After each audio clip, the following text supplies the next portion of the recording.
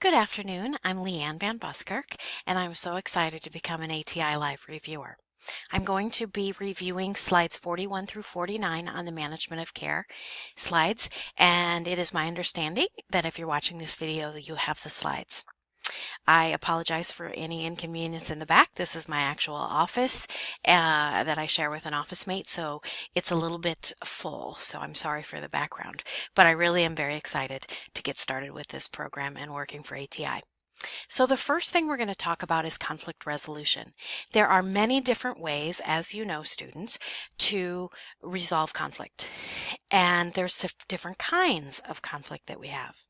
And the first kind we have is intrapersonal. And when I think of the word intrapersonal, I remember it by thinking, I am. It only has to do with me, what's going on in my heart that's causing me conflict. The second kind is interpersonal. And in this situation, I think of the word interrupt. And it takes two people, one to interrupt the other. And the third is intergroup. And that can be two groups. And if you're in a hospital setting, that could be the nurses versus the housekeeping staff. And those groups might have a conflict with each other, or they might collaborate to work together. What is the best resolution? Let's review this. If we're competing, nurses against housekeeping, is that a good resolution? No, it's not, because somebody will win, like in a ball game, and somebody will lose. In the second, we talk about accommodation. And that is also not a good way to resolve a conflict because in accommodation, both parties end up losing. The third one is smoothing. And this is the situation, and this happens a lot with management. They'll say, now let's play nice in the sandbox, and they really ignore the issue that's going on in the sandbox. And this is a lose-lose situation. The next one is avoiding. And this is where you know there's something awry, you know it's wrong, but you just keep moving on and avoid the actual issue. Again, lose-lose. The next two, one's listed on this slide and there's another one, are collaboration and compromise. And this is where people try to work together and they try to collaborate and compromise to solve a problem. And these two, collaboration and compromise, are the best because in collaboration and in compromise, there is win-win. So let's apply this. And remember, students, when you are doing a question for NCLEX, use the STOP method to answer the question. STOP has 4 letters. The first one, S. Stop and read the story and understand the stem of the question. T is think. Think about what you already know and be confident with the knowledge that you have. O is you have options. Once you've determined in your head how to answer that question, you can then look at the answers that are provided for you and pick the best one. And then pick. When you pick the best answer, be confident with it and don't change it. Students who change answers always seem to regret it. So let's look at this first question. A nurse manager identifies a conflict between staff members because supplies are not being restocked. When the manager states, let's all try to be nicer to each other and stock supplies as we go, which resolution strategy is the manager using? Answer 1, competing. Answer 2, smoothing. Answer 3 is collaboration. And answer 4 is accommodation. Now, remembering our previous slide, what is competing? Does everyone win when you compete? No. One person loses, one person wins. What is smoothing? That's let's play nice in the sandbox. Collaboration. How does that work? That's where everyone involved works together to come up with a solution. And accommodation. And that's where I'll give a little bit so that you can have what you need. So the answer here is smoothing. Because if we look at the stem, which resolution strategy is the manager using? And we look at the story, and the story is a manager says, let's all try to be nicer to each other. So she's really not solving the problem. She's just putting this nice little covering over it. That's smoothing. Second question. A nurse manager resolves a scheduling conflict between two nurses who have requested the same holiday off of work. Which outcome would represent effective negotiation among the nurses? Okay, so what are they looking for here? What's our problem? Let's stop and think about our problem. And our problem is two nurses want the same day off. All right? And the issue is, how are we going to make that happen so everybody's happy? Now let's think. If you were the manager, what would you do? What do you think is the right way? And what have we determined? Collaboration and compromise are the right way to handle it. So how can we do that? Then we have to look at the options, and we have to pick an answer and stay with it. Answer number one nurse agrees to work the holiday. Answer number two, each nurse agrees to work half the day. Answer number three, the nurse flips a coin to determine who works. And answer number four, both nurses ask the manager to choose. And the answer is two. Each nurse agrees to work half of the holiday. What was that? That was a compromise. Excellent. Next, we're going to talk about the 5 rights of delegation. And this is, who can we give a job to? And is it legal in every other way to give it to them? So let's review what we know when we're thinking about delegating. We have to delegate to the right person, right? Is it a nurse? Is it a nursing assistant? Is it a provider? Is it a physical therapist? Whatever it is it the appropriate person? Number 2, is it the right task? Can that person complete that task? And number 3, is it the right circumstance? Sure, a nursing assistant can ambulate somebody, but should they ambulate somebody who just fell and is being checked, having a CT for a head injury? No, because that's not the right circumstance. And number 4, have you communicated what is to be done and when it needs to be done very clearly? And the 5th right is, are you providing the right supervision? If you are delegating to another person, especially someone who is a lesser license than yours, you must supervise that person.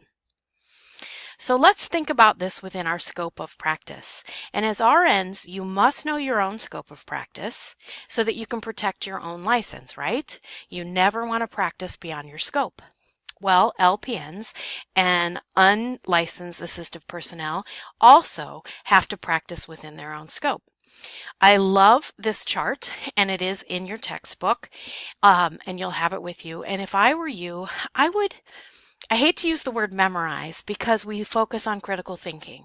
So I want you to be able to critically think and analyze, but this is information that is very helpful. So find some way to know this information so that you're going to be able to use it when you answer questions. An RN can take care of an unstable client. What is an unstable client? An RN can do an assessment, and you all know how to do head to toe when someone's admitted and a focused assessment in an emergency situation.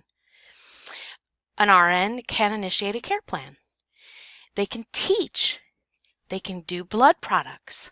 They can hang IV fluids, IV push, and medications. Now let's compare that with the LPN. An LPN can take care of stable patients. We have unstable and we have stable. They take care of stable patients. They can gather data. Gathering data and assessment are very, very close, but they're also very different. And an LPN's responsibility is to gather data. They can contribute to a care plan. They can reinforce the teaching that the RN has provided. They can monitor IV fluids and blood products. They just can't hang them. And they can administer piggyback medication. Unlicensed assistive personnel, and I'm going to use nursing assistant so I don't trip over all the words quite as much, but they can take care of stable clients. They can obtain vital signs, and they should. They can gather specific data, perhaps a weight and a height on an adult. They can provide hygiene care, bed making, positioning, ambulation.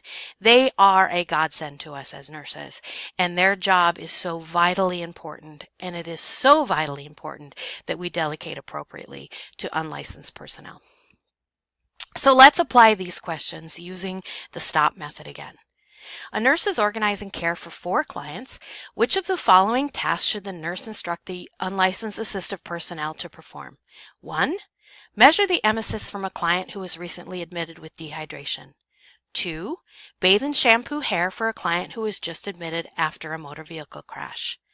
3. Provide assistance for a client who is requesting a bedpan after a lumbar puncture. And 4. Decrease the oxygen of a nasal cannula for a client who's being discharged with COPD. The answer here is 1. A client can measure emesis on the patient who was recently admitted for dehydration. And in this question, you have to remember you always want to know the right answer, but more importantly sometimes is you have to figure out why other answers are wrong. So for number 2, bathing and shampooing someone who just had a motor vehicle accident. What if they have a cut on their scalp? What if they have glass in their hair?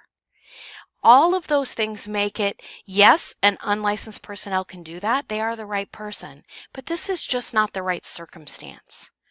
And question 3, or answer 3, provide assistance for a client who is requesting a bedpan after a lumbar puncture. Again, very important, and they can do a bedpan, but not the right circumstance because there's a specific way to turn someone after a lumbar puncture. And decrease oxygen is answer 4. We're nursing assistants, unlicensed personnel, not allowed to do that because oxygen is considered a medication. So let's do another select all that apply. Which of the following tasks should a nurse assign the experienced assistive personnel? Select all that apply. 1. Completing intake and output measurements. 2. Feeding a client with early dementia. 3. Explaining oral hygiene to a client receiving chemotherapy. 4. Bathing a client 2 days after a CVA. And 5. Ambulating a client who is 1 day post-hysterectomy. When you're answering a select all that apply, try and answer each section, each one individually. And if they're right, don't look at them as a group, look at them individually. Students tend to get messed up with, oh, it has to be 2, it can't be all 5. It will always be at least 2, and it may be all 5. So our answers are completing intake and output measurements. How much did the patient void? How much did they drink? Did they throw up and how much? 2, feeding a client who has early dementia. Absolutely. In a nursing home, in a hospital setting, that can certainly be delegated to unlicensed personnel. Number 4, bathing a client 2 days after a CVA. Not 2 hours, but 2 days. And then 5, ambulating a client 1 day post-hysterectomy. Again, the first time you get somebody up after surgery, could a nursing assistant do that? Yes, but they shouldn't because there's assessment data that's acquired in ambulating the first time, so the nurse would be doing that. Let's go to the next question. And this is where we really start to be the manager of care. And let's look at a nurse is supervising care delegated to an unlicensed assistive personnel. The nurse should take corrective action in which of the following observations? Number 1, allowing a client to sit in a bedside chair while discarding bath water. 2, pulling a curtain partially around the bed while performing perineal care. 3, raising the bed and lowering the side rails. 4, answering a call that rings to the hospital telephone while the client is away. And the answer for this is pulling the curtain partially around the bed. And that is wrong. And that nursing assistant needs a little bit of help to remember to pull it all the way around so that the client has privacy. Final question for today. An infant is admitted to the pediatric unit following 2 days of watery diarrhea. Which action should the nurse delegate to the assistive personnel? 1, obtain the infant's weight and height. 2, apply a urine collection bag. 3, collect a stool specimen. And 4, place bottles of oral hydration solution in the room. And the answer is place bottles of oral hydration. A nursing assistant cannot weigh a child or a baby. Applying a collection bag requires skill. You have to keep it sterile and put it in the right place. And 3, collecting a stool specimen can be a sterile procedure.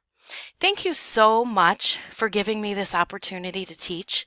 Again, I'm very new. I'm learning the slides. I'm a little bit over on my time, and I